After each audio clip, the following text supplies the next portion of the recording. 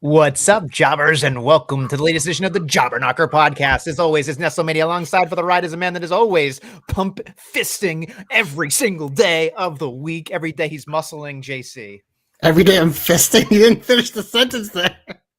Happy Halloween, people. It is October 31st.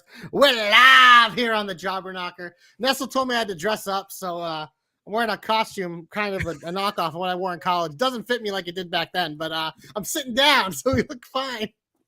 He dressed up as himself. Yeah, I dressed up as myself because I'm my favorite person in the entire world. Yes, the Nestlemania hat. That honest to God, I probably would have had a better costume if I wasn't taking my kids out trick-or-treating. But I digress. You know, how much sugar have you had tonight? To be honest, not as much as you would expect a Nestle to have. Honest to God, that's surprising because we at work you used to buy like 4 candy bars at once for a snack. That was a regular portion. So if we can get into Halloween for just 1 second, my wife had the better idea because my kids just didn't know what to do when they picked the candy out. Right, my wife just looks at me. She goes, "Let's just start picking candy that's ours, like that we like." And I was like, "Genius!" So there's the Twix and the Reese's and the Hershey's, and it's just like ah. But the problem was, I realized if I started eating in front of them, then my kids would eat it. You know what I mean? So my wife had to like sneak it to me, and I'd have to be like, behind the back, just because I didn't want them to eat a bunch. Usually the dads get stuck with like the baby Roos and the ones that nobody wants. No, man. Somebody hooked me up with a full size Milky Way, a Twix. I mean, it was in like Flynn, baby, and I had like 45 York peppermint patties. I am like jacked. Okay, I figured. I'm like, there's no way Nestle didn't eat a lot of chocolate. But no, but you figure that like Halloween, I'd be like to the gills, like out of my pores. It's not as exciting as my chocolate cake that I would have every Sunday or something like that. You know what I mean? My little miniature chocolate cakes. It's true. So, but anyway, I digress. So again, happy Halloween if you're with us. If you're listening, hopefully it's not Friday when you're listening to this, but whatever. We have a lot to talk about, a lot of positives, a lot of negatives, and a lot of in between. So where do we start, JC? Well, we're not going to start in Saudi. We're going to do that at the end of the show on Nestlemania. But we do start always in the shine, much like Mandy Rose, who had one of the best costumes at Halloween Havoc 1 year ago today, but not today. Unfortunately, but I'm sure, the other ladies always bring it. I believe Roxanne was Freddy Krueger last week. And so, they all bring it. And there's plenty of more women's matches tonight. And the men are probably dressing great too. But yeah, don't care as much about that. Nestlemania, we're going to start though on Monday Night Raw. And I'm going to go to Miz TV. His guest this week, Nestlemania, was Ring General Gunther. And guess who didn't come out when he was summoned by the Miz, Nestlemania? Gunther. He didn't. Out came Mr. Ludwig Kaiser and Giovanni Vinci. And this is where the fun kind of began here because Vinci talked, first of all, which is hilarious. Miz called attention to it. Ludwig kind of like batted him down after. But after a little bit of back and forth, eventually Gunther came out and then it started to get good. And I'm watching this segment and the way Miz is talking, I'm like, we're getting a babyface Miz again, aren't we? And then he started talking, I'm like, oh my God, I'm into it. The crowd's into it. Like, this is perfect. Like, this is everything he's bringing up. Like, Miz is one of the few guys that we look over the history of time who brought prestige to this title. So for Gunther to cement himself as the greatest Intercontinental Champion, he has to beat the Miz. So this feud makes sense. And this was just a really fun segment. It showed off what Miz does well, shows off what Gunther does well. It kind of highlighted what everyone needed, and I'm ready for this. So there were a couple of things that went through my head, which was the first thing was like, okay, cool. Like Miz TV, he's always very good. I chuckled when he was like, ladies and gentlemen, he talks. I just started dying. I was like, what a great callback to the whole thing.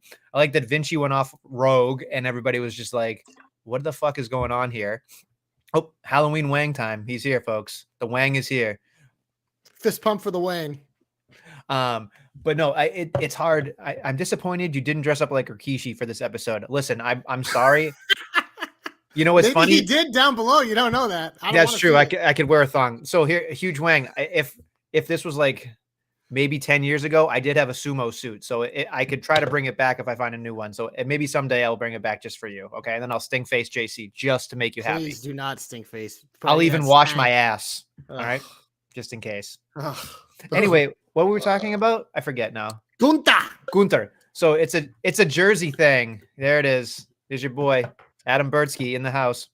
It's a Jersey thing. Doesn't he look jacked, guys? I think he looks a little jacked. Much like the members of the Jersey Shore. I look a little older than I did, when this was cool. Is this the t-shirt before the t-shirt?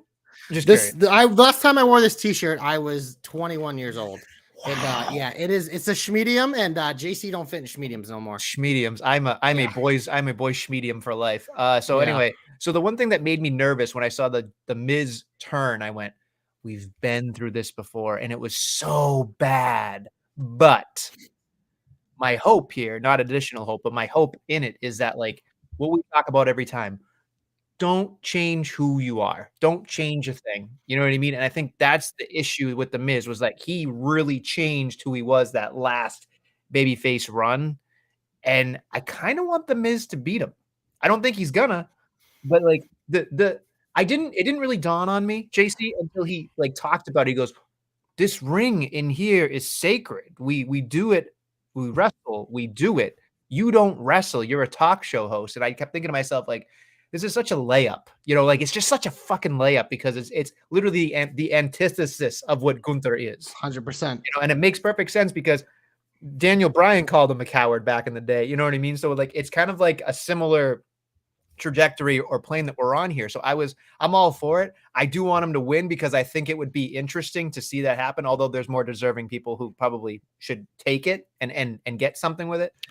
But I don't know. I'm still on the Gable train, but this is something that I never, like, when we were kind of talking about Gunther's reign, like it never popped into my head, which is silly because you never think heel on heel, but it's just, I don't think this is like a permanent thing for the Miz if he's babyface. I think just for this feud, it works because Gunther is hitting on all levels as a heel, and the Miz story against him makes sense. So I'm a big fan of it. I love it, Nestlemania. You know what else I love, Nestlemania? What?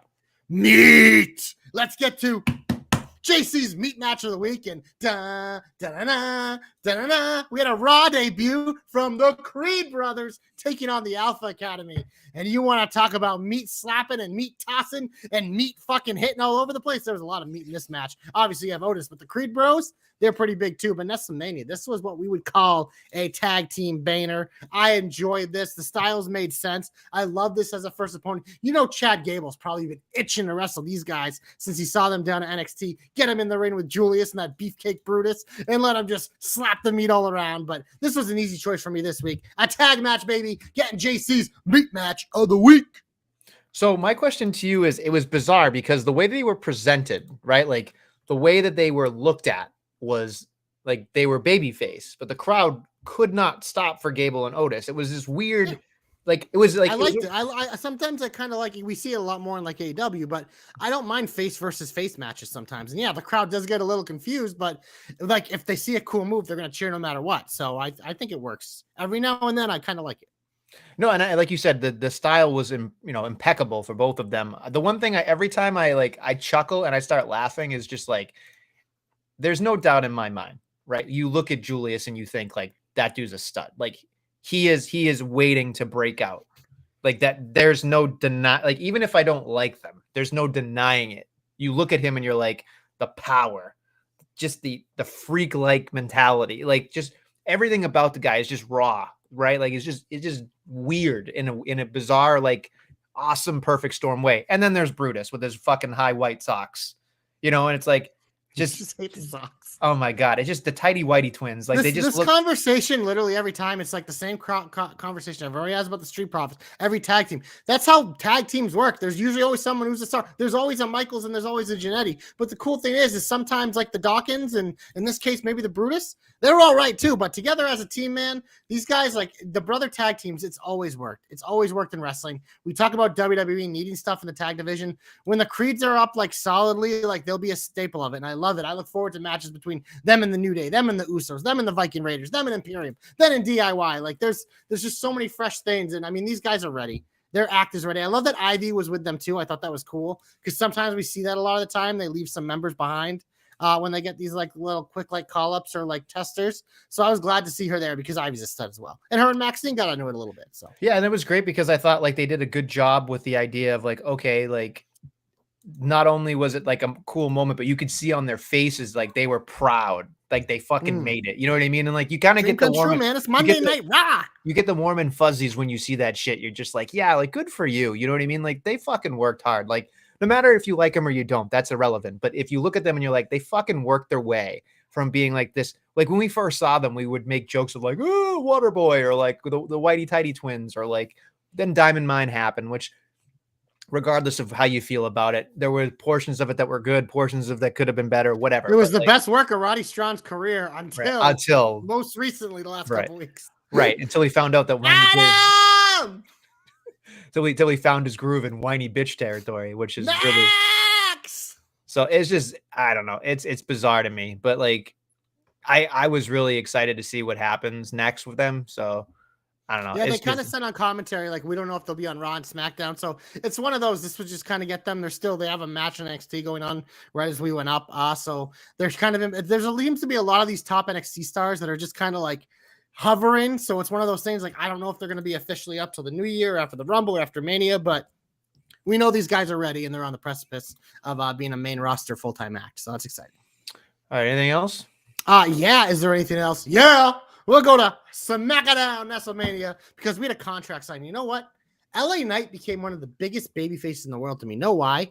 Because he interrupted Roman Reigns' segment and saved us so much fucking time. Obviously, the shot was fucking dope. You have the low angle shot where Reigns usually goes like this, and the music hits, and you see the graphics. And he just comes out, and he's got a strut, walks by Roman, doesn't even acknowledge him. I fucking love that. Like, as much as I'm a little disappointed of how fast-tracked this feud has had to be to get it ready, the short term they've been giving, LA Knight has maximized his minutes. Like, this is what I want in LA Knight feuds, because when the bell rings, I don't know what's going to happen. It could be a snoozer. It could be just adequate, like most of his matches. But like the leading up is just like, this is what I need. And for Roman, it's such a fresh new opponent that he hasn't ever interacted with. So it's kind of cool. Kind of had Heyman doing his best. So I think this was a really good segment on SmackDown. I think they're doing well by LA Knight. We obviously know there's probably 0% chance he's winning in Saudi, but it's cool. It's one of those things because we know Roman only has so many dates before this WrestleMania. Expect him to actually lose, but we'll see. So it's kind of nice that LA Knight got to be one of those guys getting a chance here.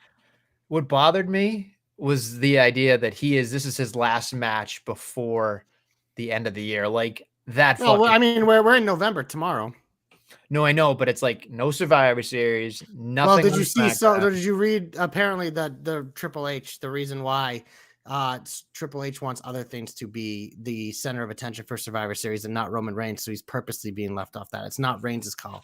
No, I know. I know. So he might still be around, but yeah, it doesn't seem like he'll be wrestling again till the Rumble after this, which sucks. It's bizarre. In a way, it's definitely bizarre. Is it bizarre though? It's kind of been this whole year, man. He's defended the title once. No, once I know. WrestleMania. It's insane. It's kind of crazy to me that like they've made it work in a way, but also it's been kind of held captive. He's been cutting. Yeah, again. What works is because Roman works, but it's one of those things. Like, and we'll talk about when we talk about the Knocker Awards.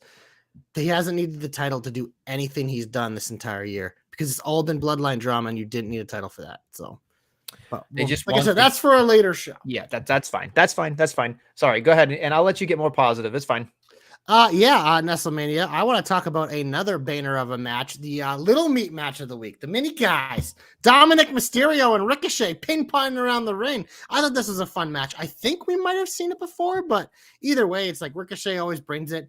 Dom has been working well with pretty much everyone, the different styles, the way it works with Dom being more deliberate and Ricochet being more pew, pew, pew. And obviously with some chicanery, Dom got the big win. So, the dominant champion that he is. But I thought this match was a lot of fun. And I mean, that was kind of my theme for Monday Night Raws. I thought we got a lot of fun, like matchups, and most of it felt fresh. And like a lot of the times we talk about these lead-ins to pay-per-views, like we've in the past, I feel like we've always complained about nothing happens, but it's like we're getting all these fun matches that aren't necessarily related to the pay-per-view, but it makes the whole program more watchable. So for me this week, so a lot of these matches on Raw I just really enjoyed. I was very surprised that Dom and Ricochet happened, and I was even, more excited to see what was going to happen. It was more of Ricochet doing what he does best, and Dominic kind of, hitting all Being a cylinders, heel, baby. Doing whatever he could. It was a really good match though, and I like the one thing that made me laugh was like how JD was like celebrating as if they had won the Super Bowl, like it was like overload, and I was just laughing so hard because they were like, as much as I'm fatigued by Judgment Day and it's like all over the goddamn place, JD is the only thing that I'm almost like intrigued by, because it's just like you feel like it's not the most important domino to fall, but it feels like an important domino because at some point, once he's in, right, like really in, then shit's gonna hit the fan. So yeah, it's a weird thing because he just kind of seems like Dom and Rhea are big fans of him. We know Finn is. It's just the only reason he's not like official is because Priest is like whatever. But I mean, he's been helping Priest more than anyone. So it is weird. It's like we were kind of talking about this before we went live. Is it felt like things were starting to like go bad for Judgment Day, and then they just hit pause and reset, and they've just kind of ignored a lot of the developments that happened because it feels like they were probably like, we kind of want to milk this for a while longer and save this for probably a more Rumble Mania season type thing or whatever, or maybe like closer to Survivor Series. So it has been a very weird thing. But again, Dom's having entertaining matches. JD had a fun match with Seth this week. Priest is getting the big match with Cody on Sunday. So, and obviously Rhea's doing her thing. So I all the individual things are working, but yeah, Judgment Day is a group right now. It's in just kind of like, it feels like we've just frozen. Yeah. Unfreeze. There it is. There it is. My question to you is so you perked my interest with something that you said. You mentioned WrestleMania and Royal Rumble season. Now, do you think there's a world where they think the end game here is Priest as champion going into Mania against a Finn Balor?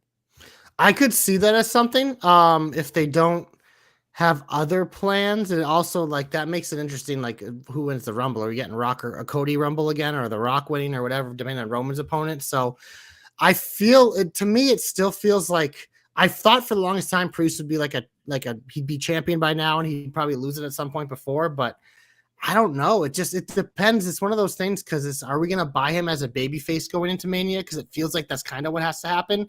It almost feels like the Finn thing comes before then, but it is very murky with how they're going to do this. Or just at this point, is Priest just holding on to that briefcase, like maybe all the way through Mania season, especially since Finn and Priest are the tag champs again? Like, yeah, Crown Jewel, we're going to get cucked again. It's just one of those things. Like I've stopped guessing because every time I think they're heading in a direction, they just don't do it. So they're all good questions. I mean, you would think Gunther would be the safe bet at the Royal Gunther's Rumble. has been my pick for the Royal Rumble since last year because it felt like that, and then he'd take on a babyface. But is Gunther Priest a headlining match? Like, does Seth really hold it through Mania before he takes his long break? Like, I don't know. It's interesting. So it's going to be very interesting because I think obviously Crown Jewel is like a big pit stop to see.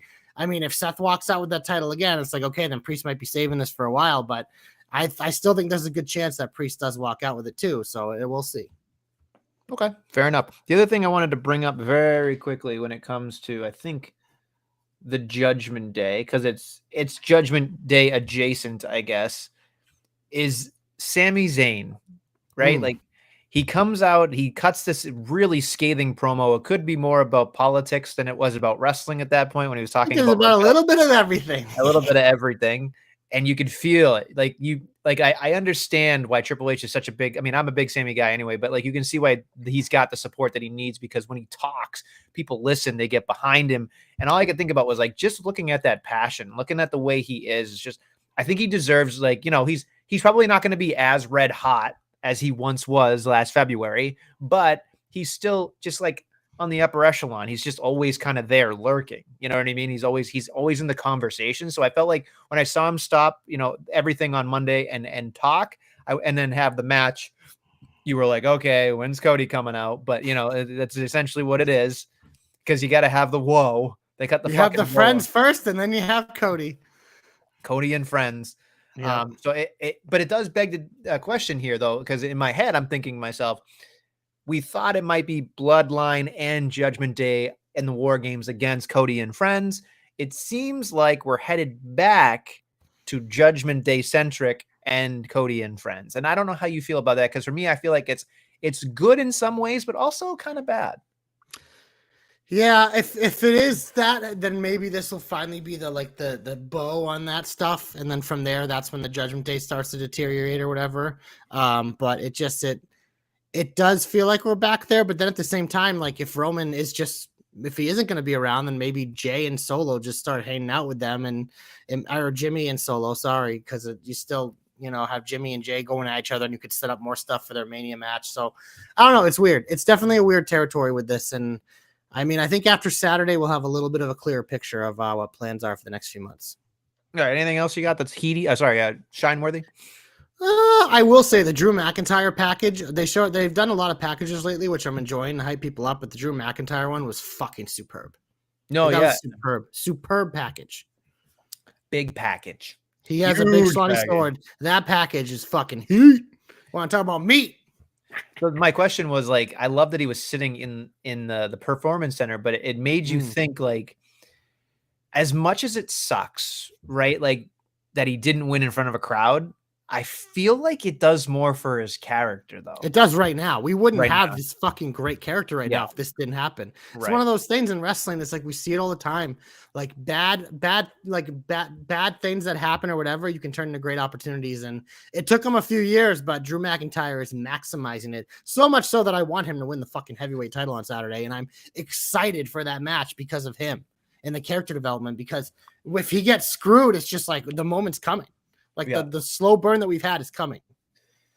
I don't know. My thing is if he doesn't win here, he's probably not winning for a while. No, that's when the turn comes. Because it's like, No. It feels like this is a boiling point. Either he gets over the hump, or maybe he gets over the hump and gets it immediately taken away with a cash in. Like it feels like either way, like this could be the moment where Seth gets killed off for a while if he isn't working through WrestleMania before he takes a break. Because obviously, like, they haven't hidden it. Like he's hurt. He's hurt enough, and they're over exaggerating a little, but at some point he's going to need a break. And I mean, one way to do it is have Drew absolutely murder him. Then maybe he comes back at the Rumble and that's a Mania match. Like, who knows? But it it feels like that could be in the thing. It's like he loses frustratingly, or he wins the title, and then the Priest takes it away and he takes his anger out on Seth. It feels like that makes too much sense. As you're saying all these things, you're laying out all these plans. The one thing that I definitely feel like is I don't see enough of a babyface heavyweight champion on Raw. Like you're going to exclude Cody, right? Because that's the finishing the story thing. Like Jay essentially, I guess, could do it. I don't buy Priest as a babyface. I don't. It's Sammy, but he's not close. But he's not close. It's not the time. Right. They'd have to build him back up. Because I saw someone tweeting today how they wanted Sammy to win the Rumble. I'm like, I don't, because it isn't time. It's like the momentum isn't there. It's like I would love to see him win a Rumble someday, but it's just like it's not. We've come down so far. Now we've got to start the climb again. You know what I mean? So wrestling's always about timing. And that's why a lot of people it never happens for, because it's bad timing, or when they start to peak, like Sami Zayn was the hottest he's ever been last year. Sorry, we have one champion. His name is Roman Reigns. So you're screwed. Like it's wrestling's all about timing. And if you're in it long enough and you work hard enough, your timing will come. You just might have to wait a little longer than others. Ask Kofi. 11 years. Yep. Anything else you want to say before we get into Let's go to the Heat, baby. Get him off my TV. Get him off my TV. Fist bumped all the way out of the TV. So look, I'm gonna say something very quickly before we get into the regular part of the Heat. I'm gonna say this because I got torched on Twitter, but I think it's bearing repeating here, folks. And I was excited. I was fucking chubbed, boned, and jacked, ready to fucking go on Saturday for Collision. The match itself is not heat. Kenny Omega and MJF did a great job, tit for tat, doing all that shit. Like, I enjoyed it. Could have been match of the year. Honest to God, it could be in the conversation, depending on what you decide, right? So that's up for you and TJ, because I will let you guys TV decide. match they pretty much get thrown out. Okay, that's fair. It's just you can't. If that was on pay-per-view, then sure. But I feel like with a TV match, it doesn't hold. Doesn't hold. Okay, that's fine. But my biggest problem with this entire thing, excuse me, is that it bored you? No, it didn't bore me. I'm exhausted all the time. Eat more candy live in the program. I know, right? Then I'd hate I hate that chewing sound when you're listening to shit. Oh yeah, Right. you'll be jittery too. I know, and nobody would want to hear me chewing like a cow. You know, that's fucking awful. Anyway, so here's my 2 cents here, right? Like, so you have Kenny Omega, the former AEW champion, longest reigning champion AEW, against MJF. 13 days, bitch. 3 days, bitch. The whole fucking thing. Wonderful. Can he break the streak of Kenny Omega's longest reign? MJF is on a fucking tear. But in the meantime, we have Jay White holding the Triple B. And I said this to everybody on Twitter, and I think you may or may not agree, JC. But for me, I think they fucked up royally. They fucked up royally because Jay White has the championship, right? So you're fighting Kenny versus MJF. If Kenny won, then what happens? You can't give him a championship. And you kind of made me as an audience member and a fan go, well, I know Kenny ain't winning because it'll fuck up the rest of the story. It's a stopgap for something that should be a fucking monumental moment. And for me, people are going to be like, calm down, fucking enjoy wrestling. No, I can enjoy wrestling the way I want to enjoy wrestling. You know what I enjoy wrestling? When it makes fucking sense. AEW does not make fucking sense right now with that fucking moment because MJF needs to have that belt to make that moment with Kenny Omega even bigger, but they can't get that out of their own fucking way. And that was why I was looking at it thinking, what the fuck is going on here? Because MJF had to win. And it took me out of it because I was like, I want to see Kenny Omega win. I want to see Kenny Omega do something because it just doesn't make any sense to me. And I thought that was a poor execution for something that was probably going to be an A++ across the board. And they fucking fumbled it yet again. This is what separates WWE from AEW is WWE has the foresight to see these things coming. Like AEW does not. It was almost like they're like, oh yeah, we have this feud going with Jay White where he steals the title. But WWE would have realized like, well, we have to be careful how we do this because we know the MJF breaking Kenny Omega's record is coming up. It would be really fucking cool to have Kenny Omega kind of being the man standing in his way. So again, the idea of that is fucking awesome. It's just AEW, like you said, the timing of it is just so poor because there's no championship. And also part of the storyline with the Bang Bang Gang and MJF is him being so vulnerable, being alone. But then you have him go out there and fucking beat one of the greatest wrestlers of all time in AEW, their longest reigning champion, have him look great.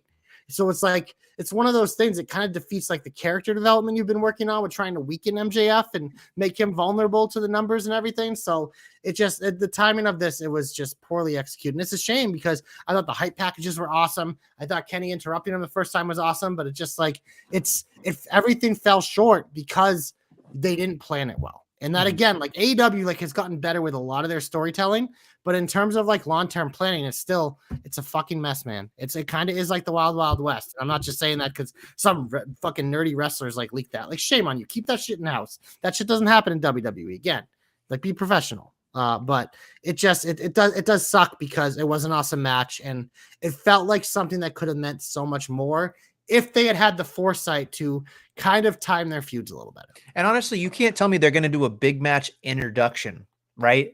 Without a fucking championship, because then it's a fucking match. It is very weird. It's very weird. It is odd. And then at the beginning of Collision, because Jay White had it, MJF tried to steal it back. And to me, that fucking looked weird and felt weird to me too. Because it's like, honestly, what they should have done is have him steal it back, have him bring it out to defend it, and they steal it back during the match or something. Exactly. Yeah. It's like that would have saved it a little bit, but even still, it's still kind of a mess.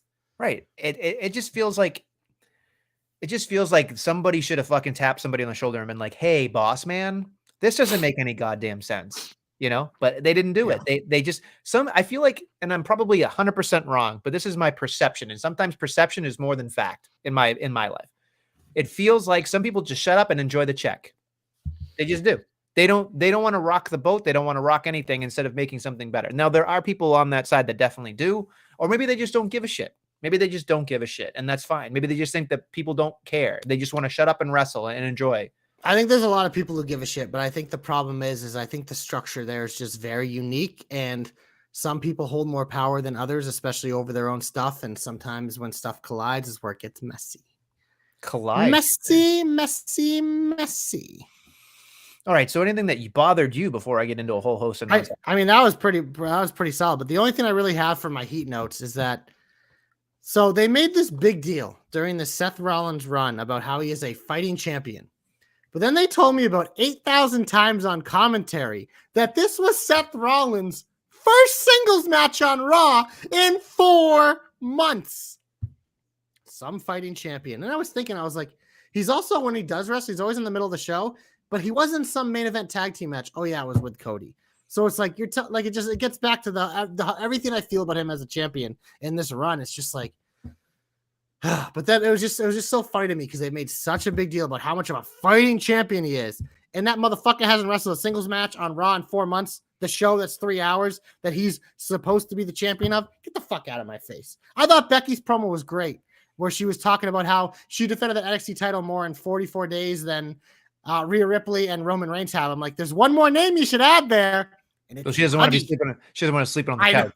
I know. She doesn't want to get laugh, but literally when she's got the promo, I'm like, if she says Seth right now, Becky Lynch will be my favorite superstar of all time. But no, God damn it! Yeah. God damn it! She's gonna have to settle for the other thing that was like so I guess this is sort of connective tissue. Xia Li versus Candice LeRae. And then that was so funny. And Wade Barrett gave him shit later, but immediately when it happened, I popped because I love Candice Michelle. Who didn't? Me too. You know? Just GoDaddy.com. Is that still a thing? I don't know. Her entrance where she would just like oh my god. She's like her gimmick was like, I am a hot woman who I will strip for you. I was like, okay. And it was just like, I have no GoDaddy.com. I have no real wrestling background, but I'm gonna do it anyway. And she did what she could. But it was so funny because then I'm like, okay, Xia Li gets a fucking match. Great, wonderful. And then she fucking wins by fucking knockout or whatever. And I went like, way to let the air out of the room. Like, at least when a UFC match, you're like, you get excited for a fucking knockout. Well, that's how you want matches then. In wrestling, that's not normal. No. It was weird the way they did it. Like I get what they do it. I never love when they play up like concussion angles, like someone being out of it and like whatever, even though it is a realistic thing. But when it just, I don't know. I get what they're doing. They're trying to sell her strikes as dangerous, but it's like, we fucking watch Asuka every week. And I know Asuka would beat the shit out of this chick. So it's just, what are we doing? It was just weird to me because I feel like when somebody fucking hits somebody in the UFC and then they run at them and they fucking pound, like all that shit, like you get excited. You're like, yeah, we'll fucking go. Like I felt like that would have been more exciting to me than the one kick that she gave. Because I know they're going to go, oh, one kick, it's all it took. Right. But you could tell by the way it was very clunky and it didn't make any WMD. Sense. Yeah. A woman's right. Yeah, exactly. It was just, but those are the things that bother me because I feel like there is for me anyway, I think there is a way you can have a knockout in a wrestling match that's exciting. I don't know necessarily when you ask me right now, but I feel like you can do it, and you can do it in a really before. It just, this one, it definitely fell flat for me too. I do like, again, it was more of my theme of the last couple of weeks that they're literally highlighting their entire roster right now, which is exciting. Like, so that's kind of cool that Xia is kind of getting it. I've never been the biggest Xia Li fan. I've enjoyed her cool entrance she had for like 2 weeks, but in ring, she's never really impressed me super much. I understand everything, and I think it's really cool the things she accomplished, being the first of many things. But I don't know. And I think Becky is going to do her best to kind of like bring the best out of her. But yeah, I don't know. She's one of those, it's just, I don't know. She's been in the system a long time and I haven't seen it. I'm optimistic that it can still be pulled out of her, but I don't know. It's not someone I've ever been super invested in as a character. Well, Wade Barrett made a point to say maybe it's a language barrier. Like they actually went in and basically tried to explain. Yeah, and that's obviously always a factor. Yeah, and that's whatever. But you also look at it from a percentage of like, what exactly can you do with her? Like, yeah, like because you can say language barrier, but like it's one of those things. Tajiri is one of my all-time favorite characters. Like as a character, and just like him, I couldn't even tell you if I've ever heard him talk, but it's just like there's different way to do things and stuff. And I mean, obviously Asuka's one of the biggest stars they have, and Nakamura for the most part has done amazing for himself. And I get it, it's a thing, but it's one of those things. The great ones overcome it. So it just, it is what it is. Okay. All right. Moving on. Anything else? I don't have much else, but you can go crazy. All right. Let's move on to this thing. 2 things. Santos and Carlito versus Street Profits with new music. I was just like, okay, fine. I'm okay with the music. We knew it was coming. But they didn't fucking do anything different with their mannerisms. And I just felt like this was a point in which you needed to change your mannerisms to sell the whole attitude change, to sell the gear change, to sell yourself with Bobby, to sell the whole thing. I think this was the last piece of the puzzle, and they still did the fucking cups and the fucking dancing and the da-da-da-da-da. For me, it feels like You're not going to be dancing anymore. You don't see Bobby Lashley dancing or twerking or doing anything stupid. Like he just shows up. He's just fucking dun dun dun. You know, like that's all he does. But like this felt like they could have done more. And again, they probably will next week, or maybe somebody will pull him aside and say, "Hey, what the fuck are you doing?" But it was just, I know it's new territory for them, and I'll give them the benefit of the doubt. But I feel like they're so good that sometimes when you're that good, you kind of need to be put under a microscope. And from when I was watching it, I was just like, this is great. And I'm like, wait a minute, if I had the sound off, I wouldn't know. Yeah, they You know need what to I lean mean? into it more. I agree. I do So agree that's with just, that. that was just kind of bothersome for me. And then, whatever, it is what it is. Guthrie gave me some shit because I was talking about how all the new songs are fucking garbage, but that's just beside the point. If we want to talk about DIY, it's fantastic to see them as actual tag team with the fucking Titantron and the fucking gear. I was like, okay, great. They're a fucking What we tag. asked for, yep. We asked for that. I personally am going to have to hear that song a couple of times to see if I can get behind it because it felt like a fucking cat in a garbage disposal, as I normally say. It's But so hard with them because as single stars, they both had absolute fucking banger themes. And we see this all the time. Like, it's so hard when you go from a banger theme to something else, especially if it isn't that great. And this one felt pretty generic. Like you said, a lot of the new music. They weren't the only ones with new music this week, like you mentioned. So I got pissed when it's Carlito's music was new. I mean, it's just like, yeah, why would I you? figured that was gonna happen too. It's just But like he when they brought doesn't. Shelton back, they had ain't no stopping me, nah, for like once, then it went back to the other bullshit. I don't know. It's just, it bothers me because I feel like this is my biggest thing, right? I had this conversation with my friend Atlee Green, and he's, we were talking at a show.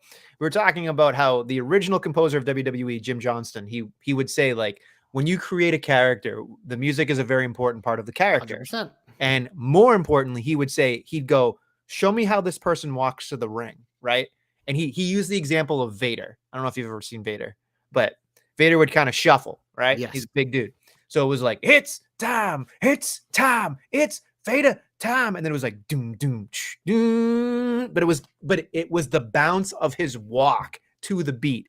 And that made it feel like something. When I watch some of these themes, it feels like, oh, cool, let's pick this from a music library, or let's try to give something like cool to this team or this person to make it feel like them. But it doesn't necessarily suit that character. It might be a fucking awesome song that you want to go lift weights to, but it doesn't necessarily carry into the character the way that it does. Like, imagine if the Undertaker walked out fucking, without the fucking Undertaker song, right? With something like it wouldn't make any fucking sense, right? You know what I mean? Like, it has to, that's the complete presentation. And I feel like sometimes they hit fast forward on stuff and go, we'll figure it out later. And I don't think that's possible because Johnny Gargano and Tommaso Ciampa and other people are worth the presentation and worth the time and effort, especially when sometimes they're not the biggest people. The presentation might help get them. I think we're in this particular case with Gargano as in a specific example. I think we're just screwed because Rebel Heart literally was what, like the Jim Johnson, perfect. It literally fit him. Tommaso Ciampa's hit his for his like fucking like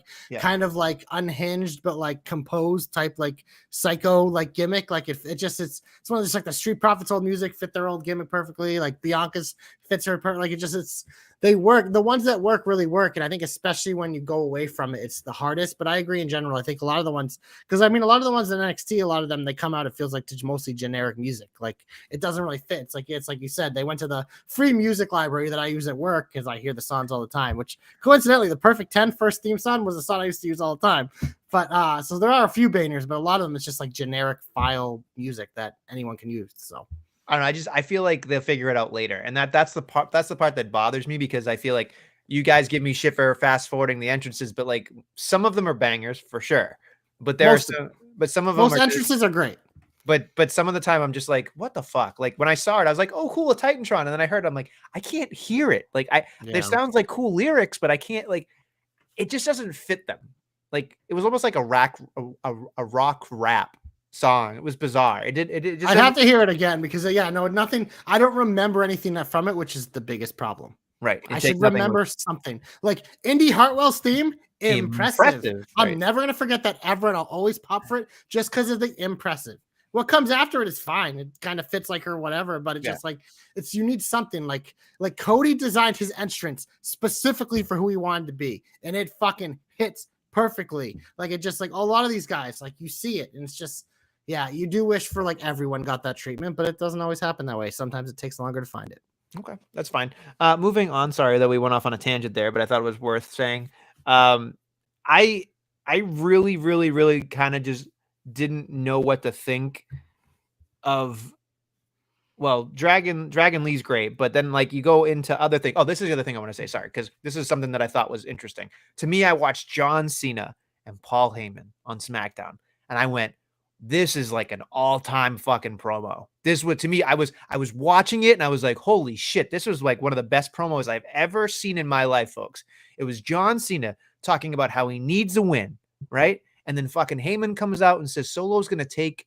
He goes, "You're not the greatest of all time in the ring anymore, but you are the greatest of all time on the microphone. But all it takes," and he puts the thumb up and says, "Solo will take it away from you," right? And then I was like, what a fucking great way to sell a fucking match that doesn't matter. It's a fucking arbitrary match, right? It doesn't make any difference to me, but I just went like, it creates stakes. It makes it feel important. It's John Cena. Solo's probably ready to go. It's Solo's first ever singles match on pay-per-view. Right. It's amazing. It's a big deal. This is a pretty big, cool. but they made it a big fucking deal. And then the fucking ceiling, the roof and ceiling at the same time. Sorry, the floor and the ceiling fell at the same time. Because I was just like, huh? It was like, oh, when Solo does this to you, he's going to take away your fucking talking. And then what will you be? And I was like, okay, like that's investing. Stop there. I'm excited. But then Solo came out and fucking thumbed him. And I'm like, what? Like, that was the whole purpose of the fucking match. Give it away, give it away, give it away now. Right? But it was just it was just like it let the fart out, right? Like I was sitting there thinking to myself, like, this was an all-timer, an all fucking timer. And then that little thing, which was the whole basis backbone of the entire match and promo, then he fucking came out and did it. Like, what are you doing? Sometimes right? It's simple, man. The Brock Lesnar method. Don't let him touch. Just don't let him touch. But seriously, like if he comes out on Friday and talks, I don't know what to do. I mean, obviously, well, I'm curious. Friday might be more. They'll probably have like tape backstage segments or something. Yeah, it'll be whatever part of the roster didn't fly over. So it's my guess. So that'll be more like clips or pre-tape segments. Maybe they already pre-taped it. I don't know, but probably just backstage stuff. That's what they usually do. Is they tape a bunch of backstage stuff, and they'll have like Cameron Grimes will have a match, Dragon Lee will have a match, Grayson Waller will have, stuff like that probably. It bothered the fuck out of me because I was ready to come on this program and be like, this might be a top 5 promo of all time. It might have been. And then that thing happened and I went, I literally watch SmackDown on Fridays with my fucking iPad, right? I picked it up. My poor wife is sleeping right next to me. And I just went, fuck you, like that. And I had to mouth it so nobody woke up, but I was just so angry. So angry. Sorry, this is where the fucking sugar's coming in. But it's like, you want to fist pump their face. I was ready to it bothers me because it was right there. It was right there for the taking. It was like, we haven't had a fucking promo that we'll put on the fucking shelf forever. Like it was that close, that fucking close. And then the fucking thumb. It's funny. I mostly forgot about it because I thought the LA Knight stuff just like fucking stole the show. I don't know. I just thought that was a wonderful segment that went awry so fucking quickly. And it bothered it. Like, I feel like I'm going to blow a blood vessel. Did it bother you? I can't tell. Did it bother you? I hide it well. You know what I mean? Definitely hide it well. All right, moving on to other things that are small and inconsiderate.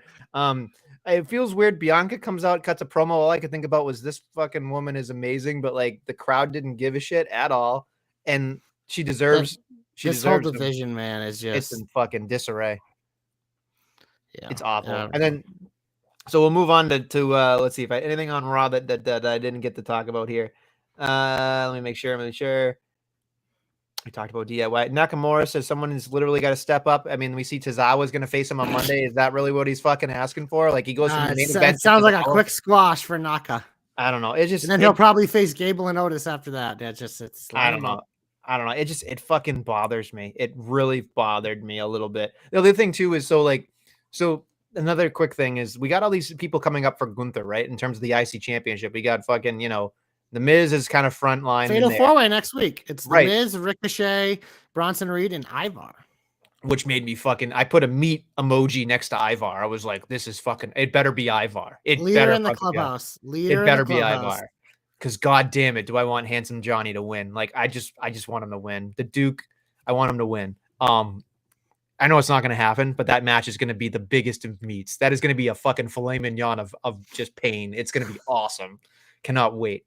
Sorry to steal your shit, but the one thing that made me laugh, which is fine that he's in, it's bizarre to me. Like, he's in the Fatal 4-Way, but he also was like, nah, I got to deal with Dominic first. And I was like, hold up.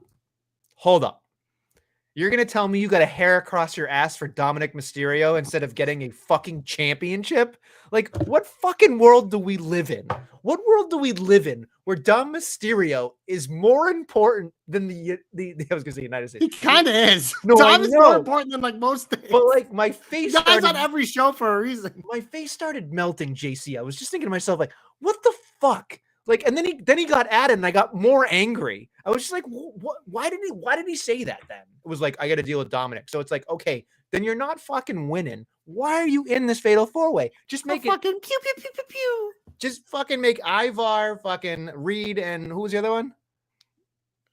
Miz. Okay, make those three fucking just fight. Yeah, you gotta have Ricochet in there because you need some pew pews for the meats to throw around. Oh, you can't just have the meats in there with Miz. You gotta give a little bit of fucking Flyboy in there too. So Flyboy, okay. Yeah, that's how you make the pizza pie. You know, it's a meat lover's pizza. Meat lover's pizza. Yeah, all right. And do you know, by the way, speaking of pizza, there is a pizza that I would always want to try with you. I did it once in my life. I thought I was going to go to the hospital. It's called the Juggernaut. What's on it? Oh God, I'll have to bring it up in a little bit, but it's from, where do you get it? It's in Danvers, but it's like macaroni and cheese, tater tots, bacon. Like it's literally, there's a description on it that says like, we are not responsible if you go to the hospital if you eat this. It actually says it on there. And I had it once with my friends at a party, and I was just like, I'm going to die. So having that at a party is bold. Yeah. So anyway, sorry to get off of it. We talked a lot about food so far and random shit, but I'm always hungry, man.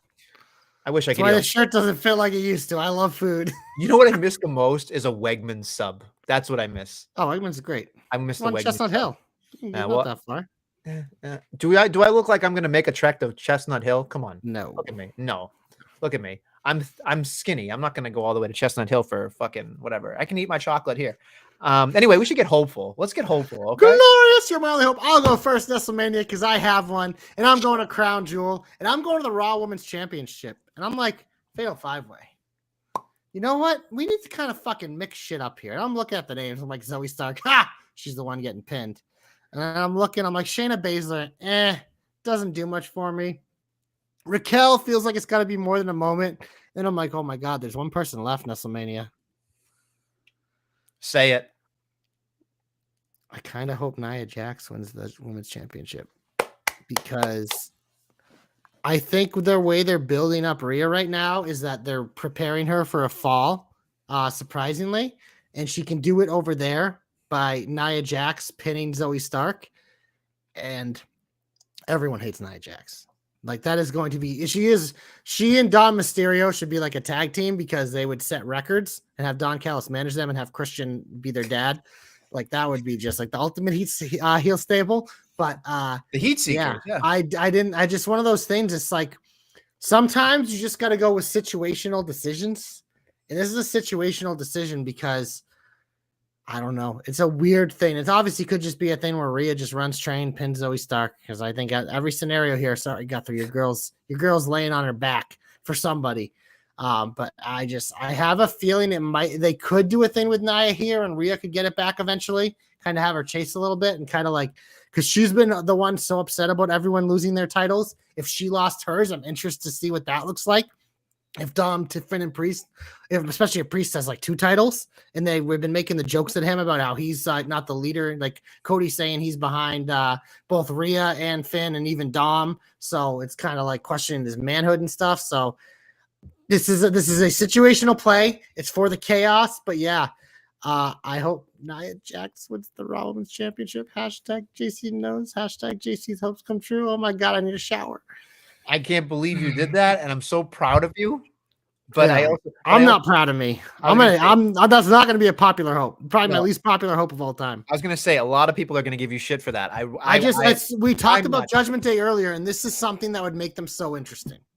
I think here's the thing. I think all 5 of those women are fantastic in their own way, but Nia Jax is a polarizing person. Like, she just is a polarizing person, folks. There's no denying it. Like, Zoe Stark is great in the ring, but she doesn't make you feel anything. Shayna Baszler's great when she's doing things, but she doesn't make you feel anything. Then there's like Raquel, who in theory, you look at a She'll poster, get there.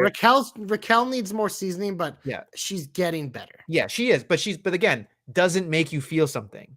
Not Rhea yet. makes you feel something, and Nia makes you feel something. Like there's just an intangible feeling you get, whether it's uncomfortable, good, bad, whatever. They make you feel something, and sometimes they look at that as cash. They look at that as money, baby. And so I'm excited for you. I hope this happens for you. I hope you pick her. I hope you are excited in the All predictions. right, fuck off. Good to your hope. Enough. All right. So on a particular episode of SmackDown this week, not that like there was one other one. Is there more than one SmackDown? Yeah, I know, right? So we had this amazing backstage segment that made me go, ha, ha, ha, which I thought was fantastic. It starts out with Logan Paul and Kathy Kelly, and they're talking, and he just like totally like dupes her, right?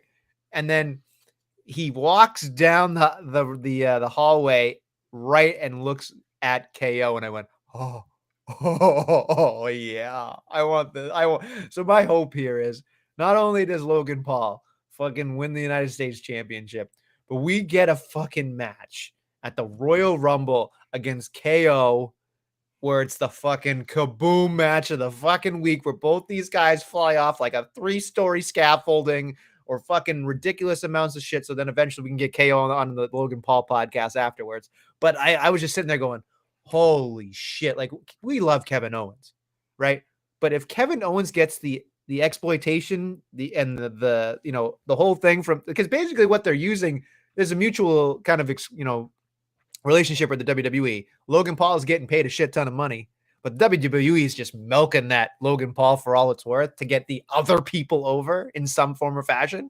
So I was just like, Kevin Owens is going to be even bigger after this. Like, he's going to be like, and then after he left, he punched both of them in the fucking face with Waller in Theory. And he's like, hey, Jamie, I did it. Like, how do you not love this guy? So I want Kevin Owens to lose to Logan Paul. I do not want him to become United States champion, but God damn it, I don't want a regular wrestling match. I want the fucking kaboom of the week. I want this to be a fucking defining moment for both of them, but more importantly for KO, so he can get to that next level, because honestly, the dude's been treading water for a while. He's a fucking stud. And honestly, I just want him to get back to the world title picture and win, because that dude needs one more reign, one more go before he's done and gone off to the sunset, because he's an outstanding human, an outstanding wrestler, an outstanding babyface and a heel.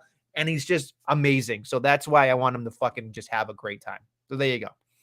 I like it. I think this makes sense as a Rumble or potential Mania, even if they even wait for it down the line. But I mean, this matchup always made sense. We've seen KO rub elbows with a lot of famous people, and he always shines there. But Nestlemania, we go to the comeback, and through the darkness he has risen. Got a video package and a match, and it wasn't a jobber alert. And he got a full entrance. Cedric Alexander taking on Dragon Lee, and like I said, he got a video package in WrestleMania. He got a full entrance.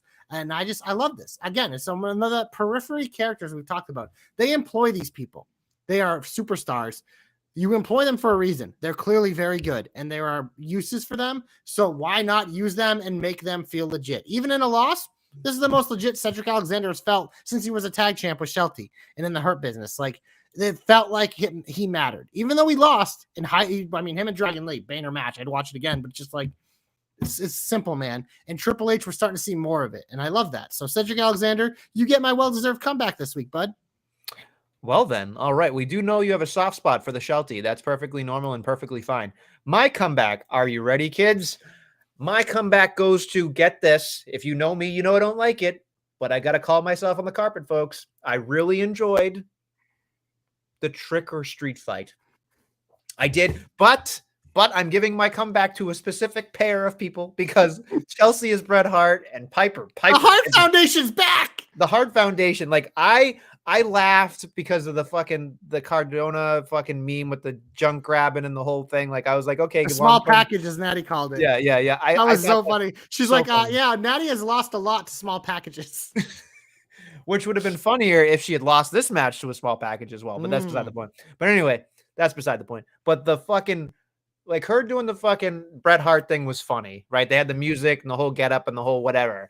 But Piper Niven as Neidhart doing the fucking yeah, hit man. Like I was just, and then she had the fucking chest hair on her chest. I was just like, what the fuck? This is awesome. And then, so like, this is the one part that I actually got mad at was Wade Barrett and Michael Cole were sitting there making fun of this match and fucking throwing out one-liner jokes that even I would have not liked as a dad. Like it was just terrible. They were just like making shitty jokes. And I'm sitting there, I'm like, these women are fucking killing each other in here. Like they're fucking hitting each other with chairs and canes and fucking going bananas through fucking tables, all this shit. And I'm like, just call the fucking match. This is actually an okay match. Like It they're felt like taking Vince it was in seriously. a headset for this match. Yeah. Like this, It just felt like you know? I was waiting for him to go, titties. You know what I mean? Like that's all I expected him to fucking say. Puppies! Yeah, exactly. Like, come on, man. Like, just fucking call the match. Like, I know it's haha. I love a good haha.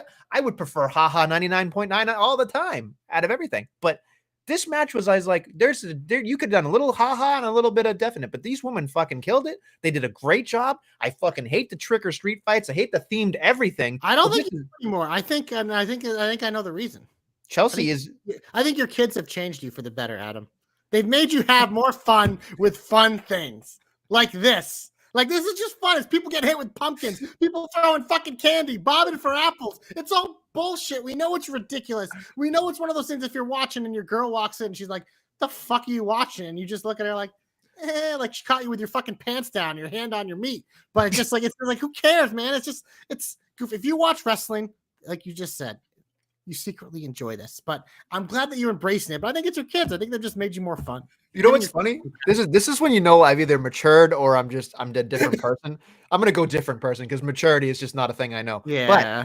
But this is what I know for sure that I'm a different person. I saw a tweet and it was fucking Chelsea putting on the fucking pumpkin and falling over, and the caption said, "This will headline WrestleMania," and I got angry because I was like, of course it could. Of course it could. You want to know why? Because that shit fucking sells tickets. That's why. It's easy. But it's just like, what the fuck? Like, how have I gone from where I was to where I am? I don't fucking know. But anyway, I'm giving your kids all the credit. Those little kids have done more probably positive for me than anything biggest else. Baby faces on the podcast. Nestle's kids. I'll never be a baby face on my own podcast, but my children who have never shown their face are baby faces. It's fine. It's fine. Should we finish? Yes, let's finish all over the place. Let's finish before we get to Crown Jewel. We'll quickly piss through. On Raw, like we mentioned, Ricochet, Miz, Reed, and Ivar, number one contenders. Nakamura, Tozawa. On SmackDown, we have Bianca versus Bayley, and Logan Paul, Rey Mysterio are going to have a weigh-in. Let's hope it goes better than the Cody. What was it? A Go-Go one? Is that what it was? The Go-Go, worst one ever, yeah. Yeah, hopefully it goes better than that. But on AEW, they have a show. On Dynamite, the International Championship, Orange Cassidy versus Claudio Castagnoli. Who you got? I think it has to be Orange because he just fucking won it. But I like what they're going with it. But I have other matches, by the way, so when you're done, I can tell you more. We also have a women's championship between Hikaru Shida and Willow Nightingale, who has just lost like 3 times in a row for the TBS title. But yeah, give her a world. It just makes no sense. Give me Shida. Shida. I mean, on a roll, on a fucking holy roll. Shida, Nestlemania? Are you holy Shida over there? We have a match that exists. Kenny Omega and Chris Jericho, who apparently are a tag team now, taking on 2.0, the fucking jobbers. This is a thing. Yeah, because he has to fucking try to get his boys some fucking TV time. It is what it is. The other thing, the most interesting part to me is MJF and his 3 partners against Bullet Club Gold. I don't know why they don't call it the Bang Bang. So like I have a feeling. Now this is me, right? Like if I was booking this, right? I'm not because they don't pay me. But if I was, it would be Samoa Joe. It'd be Wardlow. And then who else was going for it? Or somebody else. But though, like basically, Roddy Strong. Because the Kingdom, it wants to. If you have the Kingdom and the Claim do want it, but I think Wardlow and Samoa Joe make a lot of sense. But yeah, if there's maybe as Adam Cole come back, even though I don't think he's ready. But like, it had to be another singles guy that would want his title. Right, but I feel like that's what it is. It's like them protecting to get MJF. Maybe it's Omega. Oh no, Omega already has. Omega's in a tag match, but it's like that's what it feels like. Because if it's the Acclaimed, it's like that's not it yet. Like. I feel like what happens here is all of those men leave Max high and dry.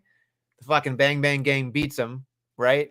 and then the fucking Acclaim come out to help him afterwards. Like that makes more sense to me because he's. I think the Kingdom will be heavily involved here too because Max they want to volunteer to be the team. So I think the other part is also something that's very interesting. Is I think if he wins this match, he gets the belt back, right? So that makes me think he's not winning.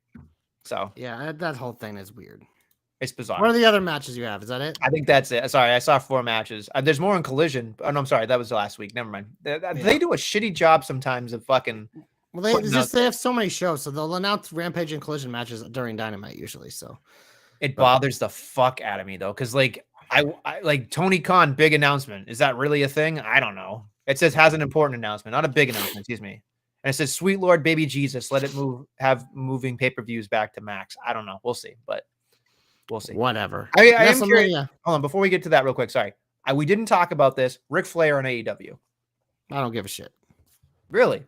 No, why would I give a shit? Okay, I feel like I don't think WWE cares either. Like, yeah, go ahead. Go get a payday, Rick. Whatever. You know what here's the thing though. Here's the thing.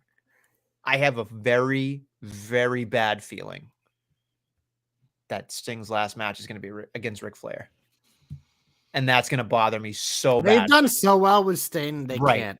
No, Sting's last match is 100% Darby. I'm telling you right now, there is a bad feeling in the pit of my stomach. And when I get these feelings, I feel like I'm right. And I don't Maybe they do a 6-man tag where he teams with Darby and Sting and has to do nothing but come in at the end. But no, it's not. It will not be a singles match between those two. Hell no. I hope I'm wrong. I'm wrong. You are dead wrong. Where do we even know what Revolution is or whatever? I don't know. It's Darby Sting. It has to be Darby. Okay, all right. That's what we've been waiting for. If I do it, don't throw bananas or tomatoes at me. That's all I ask.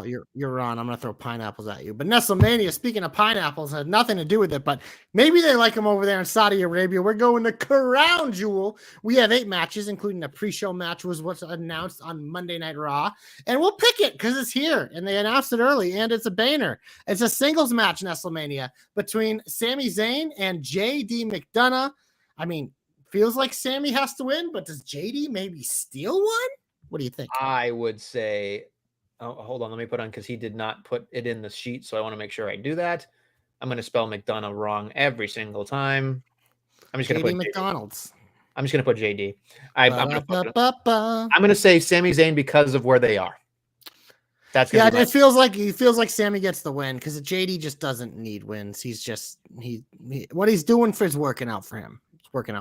Next up, Nestlemania, we will go to a singles match for the WWE Women's Championship. Io Sky, the champion, along with Damage Control of Bayley and Dakota Kai, defends against She's on Iran against the wall, Bianca Belair. And I mean, I'm assuming Io wins here, but this is an interesting one because obviously we saw this match in Puerto Rico.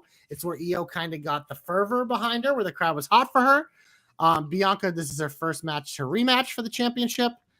I could see them putting it back on Bianca. I hope they don't because I want them to give Io a chance. So I'm just going to assume Damage Control helps her cheat and Io Sky picks up the win. I will also pick Io Sky because that's where my brain went. But I also, very quickly, JC, we talked last week about Charlotte not knowing what a character would be like without a championship. I'm starting to feel the same way about Bianca Belair. Yeah, we've seen her without a championship in Chase. Like, you just haven't seen it in a while. But I think we've already got I think we're going to get an edgier Bianca. Is what they're kind of going to give us because she's been so happy-go-lucky for a while. I think they're going to give her a little more of an edge, and I think it starts here when she gets screwed. Okay, I look forward to it. Next up, singles match: John Cena.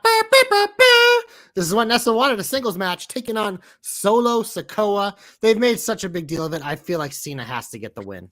I would say Cena gets the win here, and I feel like they're going to have a nice swan song for the boy. Because he's done whatever he can while he can do it. Do you think this is the end of John Cena's run, not the end of John Cena? Do you think this is it? This current run probably because things have started to move again, and this makes sense. But you never know. He could pop up in War Games. You never know. Yeah, I'll say this is it. It feels like he can get a win here, and then we'll see him around Mania time. Okay. Next up, singles match for the WWE United States Championship of Saudi Arabia. Rey Mysterio defends against Logan Paul. This is an easy one for me. Give me Logan Paul. Hashtag JC knows. Hashtag JC's hopes come true. Logan Paul, because honestly, Rey Mysterio hasn't done anything with the United States Championship. He's had good And matches. yeah, but I mean, like, Yeah. it's not enough. Not enough, I Bob. want Santos to screw him. Do it. It's not happening. That's not happening. He's No, absolutely not. Santos probably isn't going there because I only bring a certain amount of people. okay. Well, there you go. But, We both picked him. Logan yeah. Paul. Next up, we have a singles match. Whoa! What's only smoke and mirrors? Whoa! You bet you didn't think I was going there. Cody Rhodes and Damian Priest. This will probably have to be early in the night away from the World Heavyweight Championship because I think we'll at least get a tease.